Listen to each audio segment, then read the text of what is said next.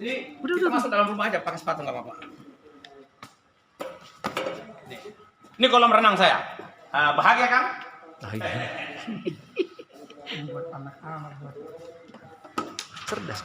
Pak. Rumah Sari masuk. Buka pintu. Tahun berapa beli ini, Bang? Sudah 13 tahun yang lalu, 2009. Berapa rumah? Rumah saya di sini ada 6. Semuanya? Semuanya rumah saya. Istri saya ada 4. Anak saya 23. Bahagia dong. Ya. Alhamdulillah. Ini titipan Allah. Kita harus jaga dengan baik. Ini kediaman saya. Ini guru besar kita. Ini almarhum bapak saya. Dan ini istri tua. Namanya Ibu Sri Rahayu.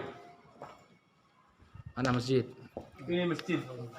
Ini makam bapak saya. Alhamdulillah. Oh. Tidak jauh-jauh dari saya. Masya Allah. Assalamualaikum ya ahli kubur. Waalaikumsalam warahmatullahi wabarakatuh. Ini masjid saya bangun di saat saya di dalam penjara.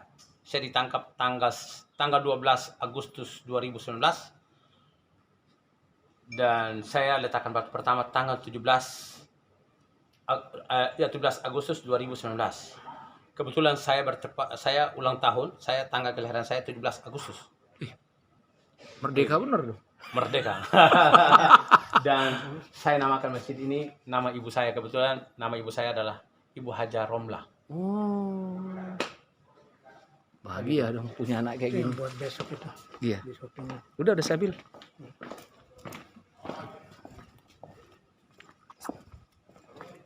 Ini kediaman juga yang semuanya.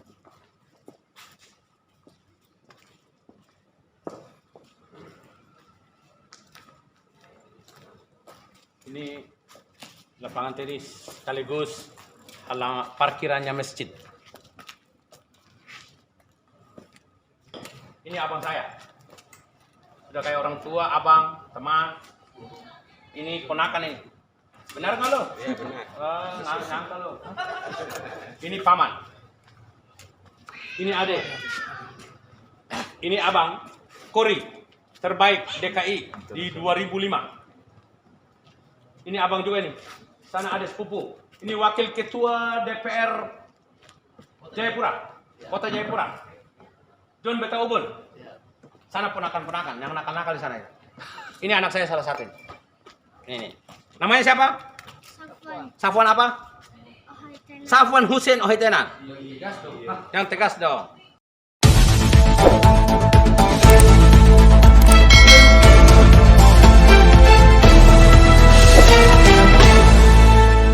Racikan berita.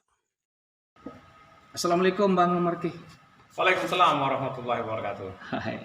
Senang nih hari ini kawan TV One YouTube channel berkesempatan bertemu dengan abang kita ya. Siapa yang nggak kenal dengan Bang Marki, ketua Pemuda Muslim Maluku. Insya Allah tanggal 5 kalau nggak salah. Ya.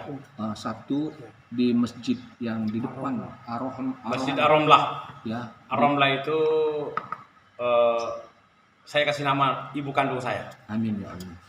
Ar-Romlah itu dikasih nama untuk ibu kandungnya. Itu nanti akan ada acara live Damai dari Indonesia. Damai ke Indonesiaku yang disiarkan oleh TV One.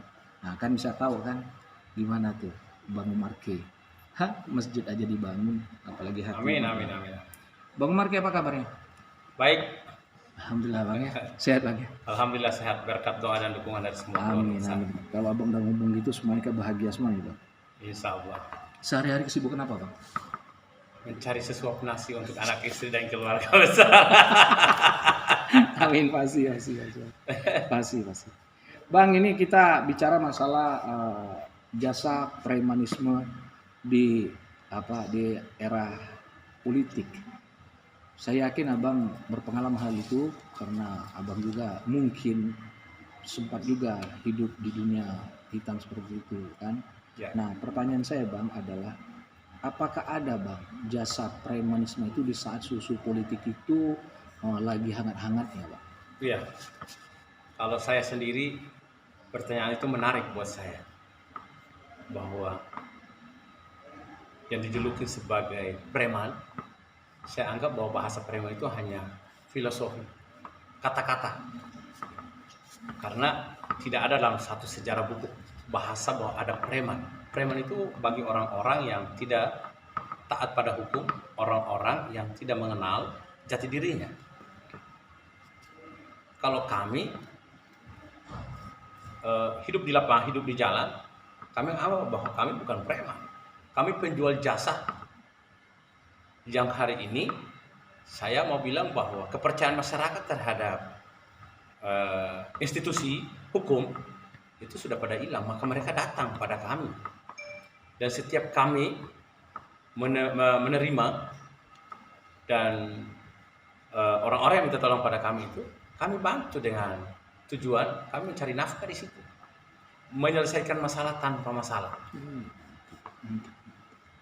Karena ya tadi saya bilang, kepercayaan masyarakat terhadap institusi sudah hilang.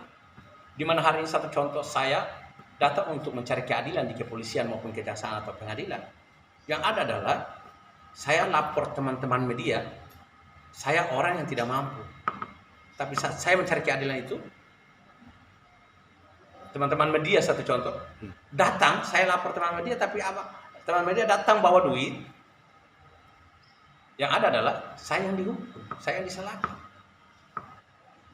Maka saya anggap bahwa kami bukan preman. Kami ini penjual jasa yang sangat dibutuhkan oleh masyarakat. Dan bukan hanya masyarakat biasa. Kami diminta tolong oleh negara pula lagi. Saya sendiri, saya diminta tolong oleh perusahaan-perusahaan BUMN untuk menyelesaikan masalah mereka. Selama Abang menjalani, bahasa Abang dah bukan premanisme, tapi jasa Ya. Jasa itu adalah apa yang pengalaman Bang Umar rasakan yang sangat tidak mengenakkan gitu. Ya, yang sangat tidak menyenangkan adalah di saat kami hadir, kami datang kepada seseorang yang berutang. Nah, saat itulah saya merasa tidak puas dan merasa tidak nyaman apabila orang itu selalu berhadapan dengan kami dengan cara kasar. Dalam setiap manusia itu pasti punya emosional dan punya batas kesabaran. Maka terkadang kami datang dengan cara baik, kami diminta tolong dengan bukan hanya, oh Bang Umar saya minta tolong untuk nagih orang ini dengan cara seperti ini. Sekalipun dia suruh kami untuk melakukan hal-hal yang tidak diinginkan, kami juga tidak langsung menerima seperti itu. Kami menerima jasa apabila orang itu benar, maka kami pasti akan bantu. Tapi kalau tidak benar dan dia suruh untuk kami melakukan hal-hal yang tidak diinginkan, kami juga tidak akan mau. Karena kami juga ingin kehidupan, kami ingin kebahagiaan. Kami ingin ketenangan seperti masyarakat yang lain. Lalu apabila ada suatu kejadian di lapangan bahwa kami gebukin orang, kami bacok orang, itu karena ada sebab dan akibat. Dan saya pikir bahwa itu ada pada semua orang. Sekarang kami datang, lalu kami bersalam, Assalamualaikum warahmatullahi wabarakatuh. Harusnya dia bersalaman dengan kami, Waalaikumsalam warahmatullahi wabarakatuh. Tapi di saat kami baru Assalamualaikum, dia sudah berhadapan dengan kamu, Anda siapa? Nah, negara kita ini kan negara hukum. Negara kita ini penuh dengan budaya dan adat. Di Indonesia ini nggak salah, kalau tidak salah, terdiri dari 616 suku dan bahasa 1000 sekian bahasa daerah. Dan di negara Indonesia ini ada 5-6 agama di sini. Kita datang, Assalamualaikum, selamat siang, dia sudah berhadapan dengan kita seperti itu. Tapi kami sabar, tapi kami menyampaikan bahwa ini loh, kami datang dengan tujuannya ini. Kami kasih data, kami tidak menyampaikan secara lisan. Tapi disitulah dia berhadapan dengan kami dengan cara bahkan dia usir, bahkan dia yang lebih kasar dari kami. Sekarang kalau dia keluarkan senjata atau dia keluarkan senjata tajam, senjata api untuk harus membantai kami, apa harus kami terima? Kami diam aja begitu? Ya kami harus bela diri dong.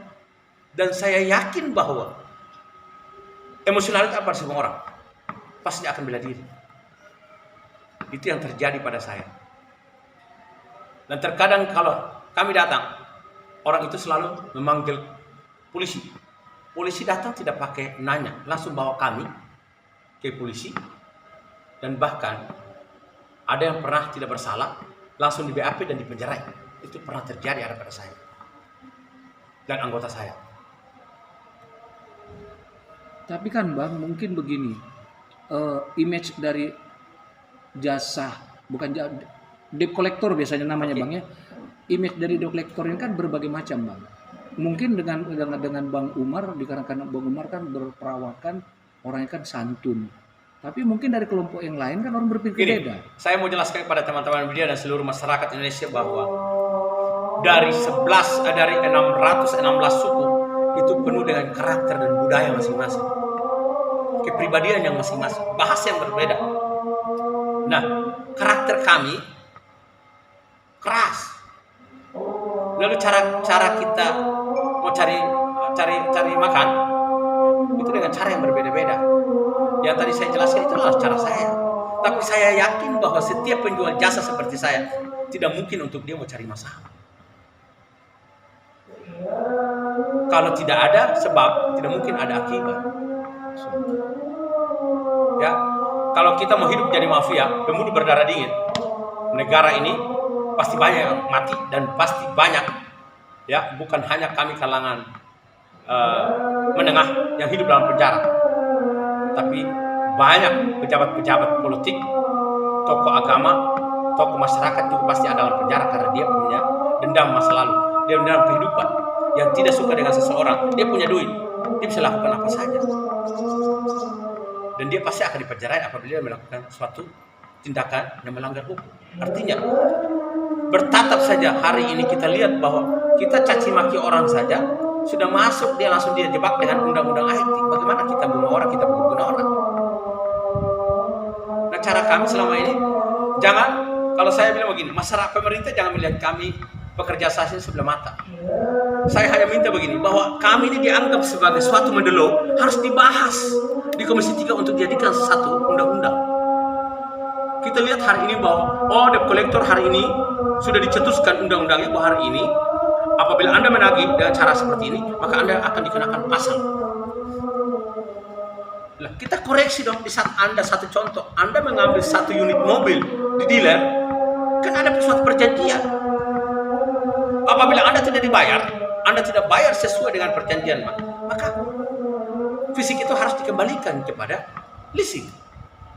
Lalu kalau Anda tidak kembalikan, maka leasing harus menggunakan jasa dong.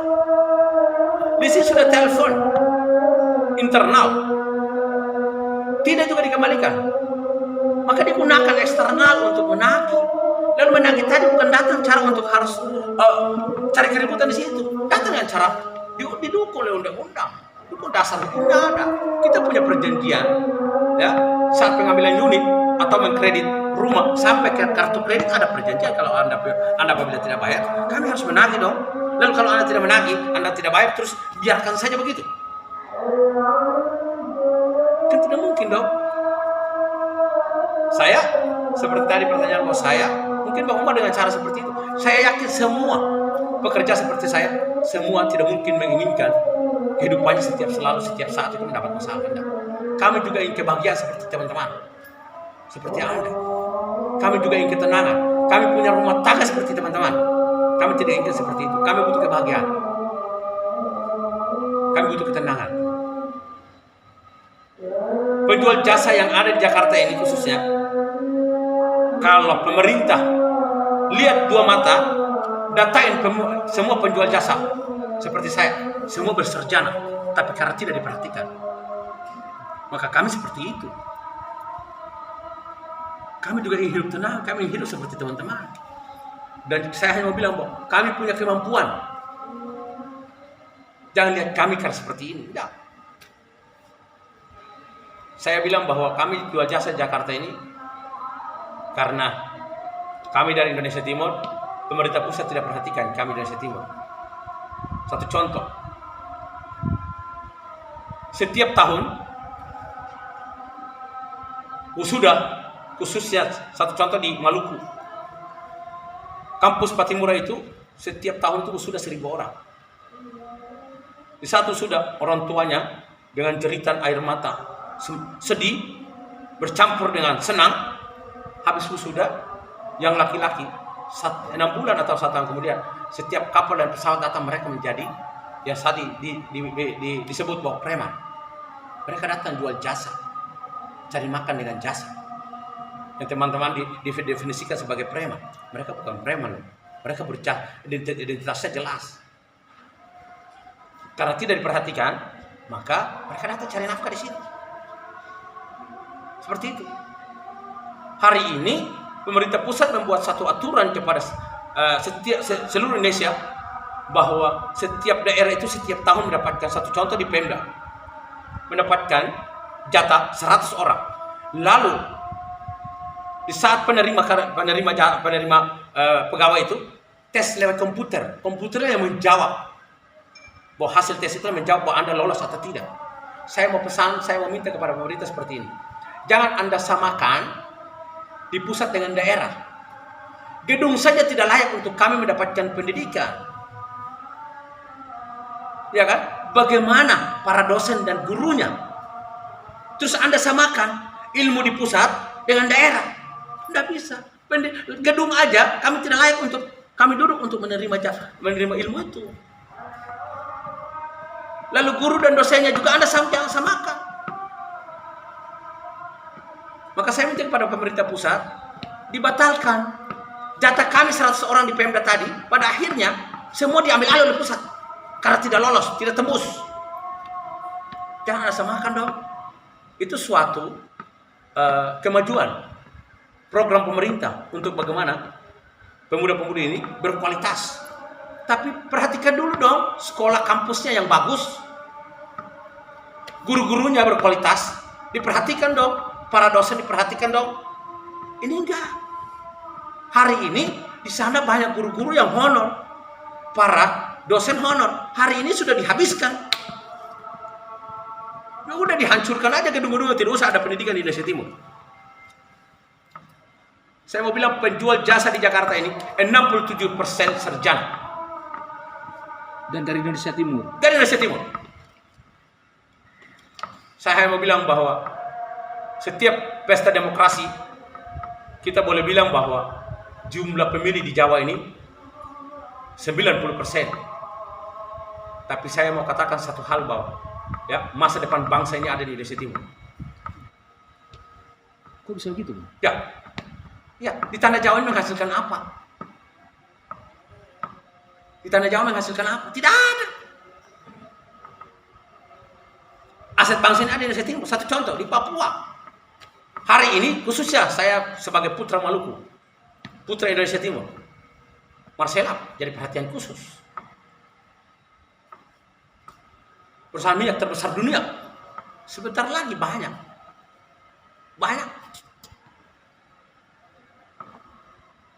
Saya mau tanya kepada teman-teman dia, di Jawa ini hasilnya apa sih?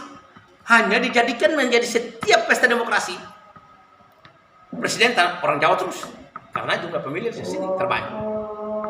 Dan Tanah Jawa menghasilkan apa? Tapi saya hari ini saya mau katakan bahwa saya berterima kasih kepada Tanah Jawa karena anak-anak kami, anak-anak Maluku datang mencari nafkah hari ini di sini.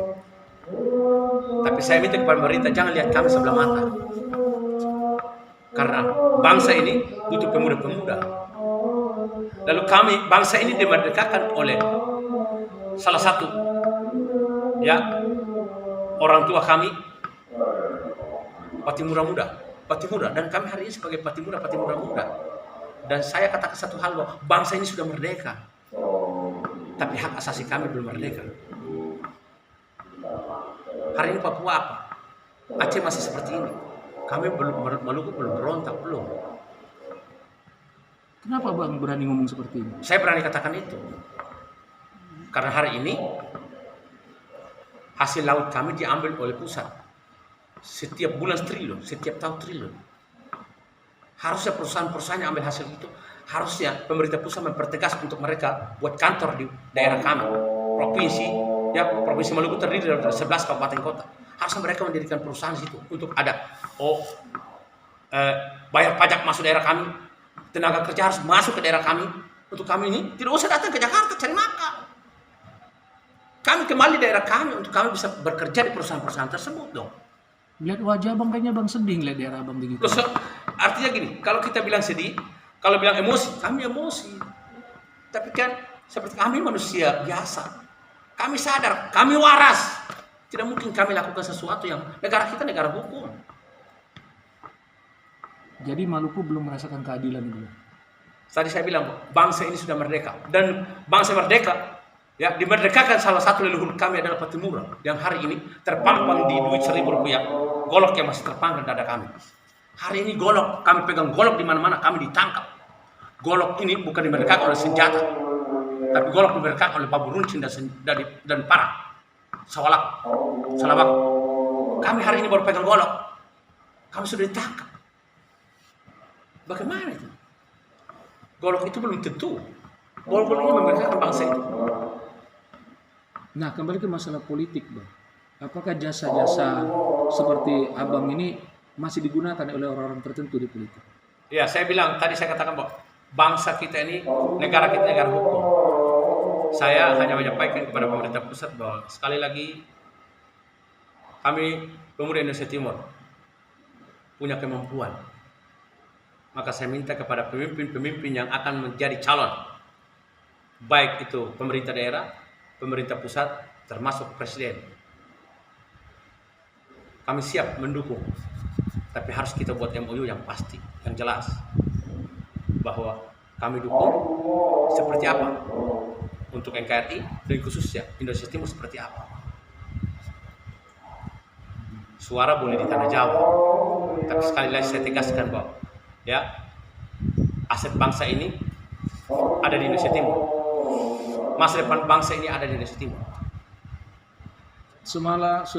Sepengalaman Abang selama menjalani, saya anggap jasa ya.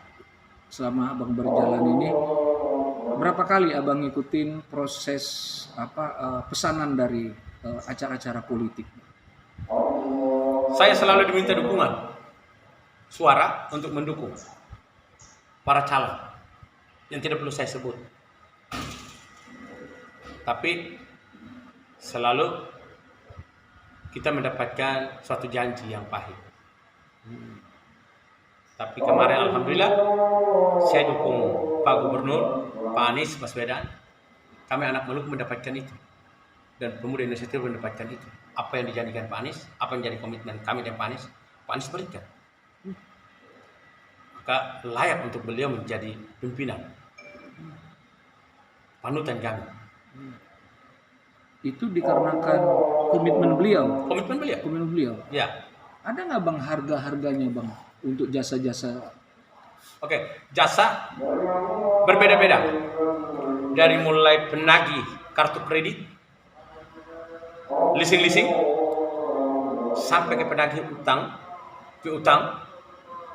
antara perusahaan dan perusahaan, dari oknum ke oknum, antara perusahaan dan perusahaan, sampai ke persoalan tanah sengketa.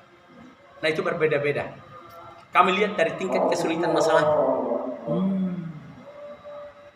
Kalau tanah berapa persen dapatnya? Kami lihat dari tingkat kesulitannya. Lalu bisakah kami menyelesaikan atau tidak? Baru kami bisa berani untuk minta free. Tapi kalau kami tidak bisa, kami juga tidak berani. Sekalipun dibanting duit di depan kami nggak berani. Karena kalau kami anggap tidak bisa. Kami juga kerja bukan hanya di depan mata terus kami kerja. Kami juga harus mempublikasikan kemampuan kami bahwa kami bisa. Kalau kita tidak bisa kan, dianggap bisa terus kita ambil duit orang. Tidak bisa selesai. Oh besok nama kami rusak di mana-mana. Akhirnya orang tidak menggunakan kami lagi. Nah hari ini saya menggunakan debt collector. Kami sudah bentuk satu wadah perusahaan di bidang outsourcing, jasa. Bahkan hari ini kita buka bisnis di bidang parkir. Intinya bidang jasa lah banyak. Bahkan hari ini seperti program pemerintah daerah tentang uji emisi, saya hari ini sudah mendirikan itu. Walaupun itu program pemerintah, tapi kami berharap ke pemerintah agar menggunakan kami sebagai pihak ketiga. Parkiran seluruh Jakarta. Alhamdulillah kami kemarin diminta untuk Pak Anies agar mengawasi, juga membantu khususnya Pasar Jaya. Pasar Jaya itu terdiri dari 154 titik DKI. Alhamdulillah kami diberikan kepercayaan untuk menjaga dan mengelola. Insyaallah hari ini normal-normal saja. Dan tidak ada suatu halangan, tidak ada suatu kerugian di lapangan. Bang, Saya tanya lagi. Premanisme dan politik sama nggak? Kalau saya bilang gini, ada filosofi, ada pepatah dari Soekarno bahwa politik itu seperti seorang wanita lonte. Dan saya yakin bahwa politik tidak ada dalam satu sejarah buku. Kalaupun ada, saya belum baca ya. Saya belum menemukan buku itu. Lalu preman itu bagi orang-orang yang tidak mengenal jati dirinya, yang tidak menghormati dan tidak taat pada hukum. Kami orang-orang yang taat pada hukum. Kami orang-orang sadar. Kami orang-orang yang berintelektual. Kami orang-orang yang berpendidikan. Nah, kami jual jasa itu karena pemerintah tidak perhatikan kami. Coba kalau pemerintah perhatikan kami. Kami duduk, kami diberikan kepercayaan. Tidak mungkin kami hidup di jalan. Lalu kami hidup di jalan itu kan kami butuh kehidupan. Kan begitu. Kalau pemerintah kan ada dalam aturan pemerintah itu. Ada dana, ada anggaran untuk para janda, fakir-fakir miskin. Tidak juga pernah disalurkan sepertinya kan. Coba kami dikasih anggaran, misalnya karena untuk kita usaha, ada UMKM ya. Kami sudah mengajukan, bahkan sudah sesuai dengan mekanisme, tapi kami tidak pernah diberikan bantuan. Ya terpaksa kami seperti ini. Artinya sebenarnya saudara-saudara saya yang dari Indonesia Timur ini cuma dua hal yang saya lihat, Pak. Pertama adalah perhatian, lalu berikan mereka peluang kerja. Ya lapangan kerja. Iya. Tadi saya bilang satu contoh, kami mendukung Pak Anies dengan komitmen Pak Anies. Diberikan beasiswa bagi pemuda yang mau melanjutkan pendidikan. Beliau kasih. Dan diberikan lapangan kerja bagi yang punya pendidikan terbatas dan yang mau bekerja. Beliau kasih. Saya sendiri adalah pengelolanya. Hampir 1.000 orang anak-anak Maluku kerja di DKI Jakarta. Oh ya, Benerin, Bang? iya. Walaupun mereka jaga parkir, bahkan ada yang masih menjadi pegawai negeri,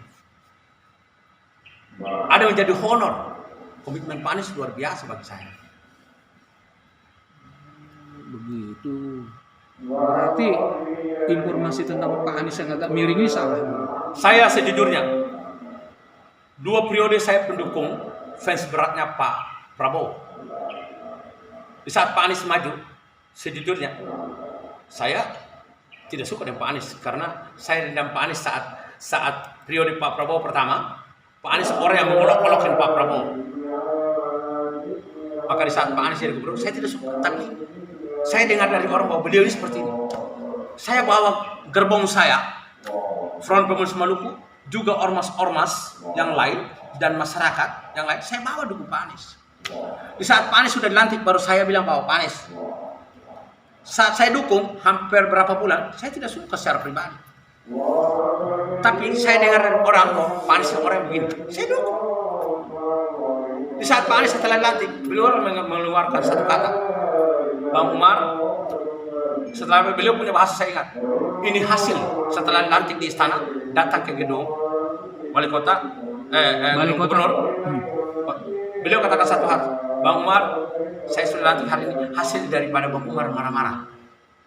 Maka hari ini saya menjadi milik seluruh masyarakat. Saya kasih satu pesan, Pak Anies hari ini bukan lagi milik kami pendukung Pak Anies, tapi hari ini Pak Anies jadi milik seluruh masyarakat DKI Jakarta.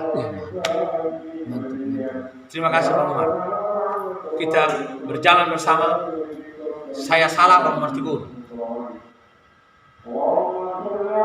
Dan saya bilang kalau Bang Wagub lebih bagus, maka saya pantas untuk angkat jempol. Nah, di saat saya dukung Pak Anies, saya ajukan saya punya permintaan dalam 23 atau 24 visi misi Pak Anies.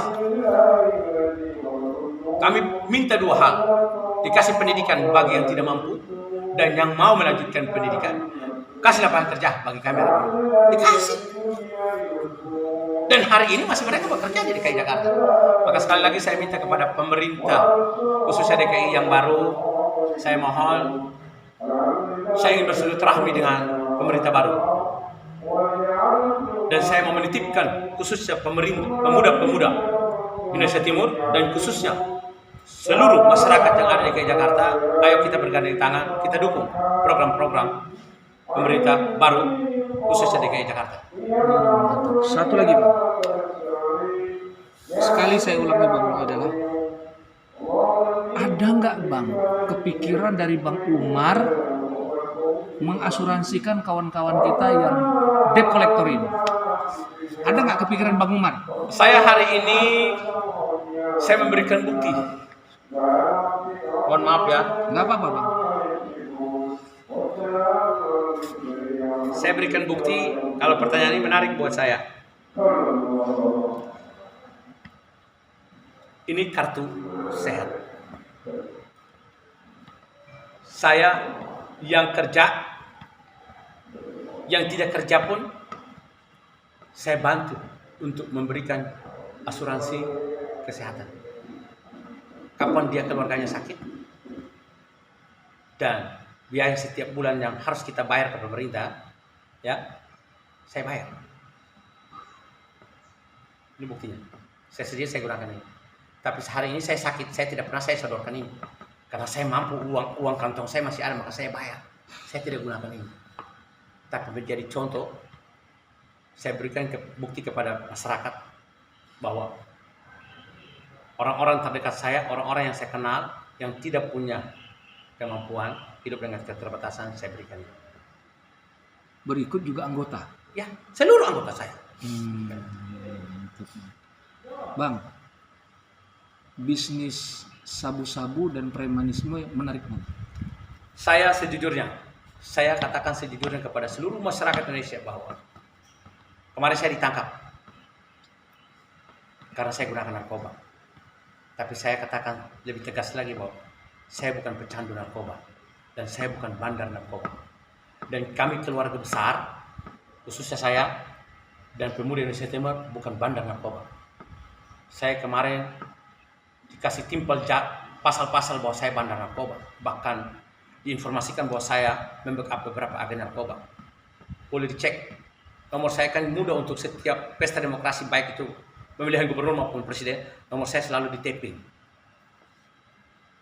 Ya, aset saya ini semua dari jasa saya dengan cara halal. Dan saya katakan satu, bahwa setiap rumah menggunakan pagar. Tujuan dari pagar itu untuk apa? Pagar rumah untuk apa? Saya hanya mau bilang bahwa kehidupan saya berikan nafkah untuk keluarga saya. Itu ada pagarnya. Yang halal maka saya berikan untuk keluarga saya. Tapi yang tidak halal pasti tidak akan mungkin lewat pagar itu masuk ke dalam rumah saya. Bagus. Maka jangan, sekali lagi, jangan melihat kami, oh saya gunakan narkoba, saya katakan bahwa itu hal yang salah. Tapi saya dalam kesempatan ini saya mau pesan kepada seluruh pemuda, khususnya seluruh Indonesia, pemuda Indonesia, bahwa jangan ikutin hal yang pernah saya lakukan atas kesalahan saya kemarin. Bang, Narkoba tidak menguntungkan apa-apa, yang ada merugikan kita sendiri. Bang, untuk memperlancar bisnis abang ini, ada nggak abang kerja sama dengan ormas-ormas lain atau? Oh sudah pasti. Kalau saya, tanpa mereka saya tidak akan menjadi siapa-siapa. Dan saya bukan siapa-siapa. Tanpa keluarga saya bukan siapa-siapa. Karena dukungan dan dorongan daripada keluarga saya dan ormas yang ada di DKI Jakarta, baik ormas dan OKP, maka saya seperti ini. Kalau saya sendiri, saya siapa? Mereka kamu siapa? Alhamdulillah, saya berkomunikasi dengan semua ormas. Baik, kita bukan bergaul untuk saling jual beli, tidak. Seperti yang katakan tadi, apa perbedaan bisnis narkoba dengan premanisme? Tidak ada kata premanisme. Saya selalu bilang, kami jual jasa lebih indah dan lebih tenang. Dan kami tidak pernah, kalau dibilang bisnis narkoba, saya tidak pernah alami soalnya. Tapi saya pernah gunakan narkoba. Karena kehidupan saya bukan pegawai negeri, saya bukan pejabat, maka setan pun saya harus bergaul untuk saya bisa dapat makan. Tapi saya tahu batas-batasnya. Mana yang halal dan mana yang haram. Mana hak saya dan mana hak orang. Bagaimana kehidupan abang sekarang? Bahagia? Hari ini saya bahagia. Alhamdulillah saya kemarin saya menerima kesalahan saya dengan saya menggunakan narkoba dan saya ditangkap dan saya dihukum. Saya terima. Maka saya berterima kasih kepada semua aparat. Jangan hanya saya yang ditangkap karena ada dendam pribadi. Tapi siapa yang melanggar hukum harus ditangkap. Jangan dibeda-bedakan. Dan pesan saya khusus, narkoba harus dihabiskan. Jangan ada lagi loh. Kan begitu. Jangan ditangkap terus dijual.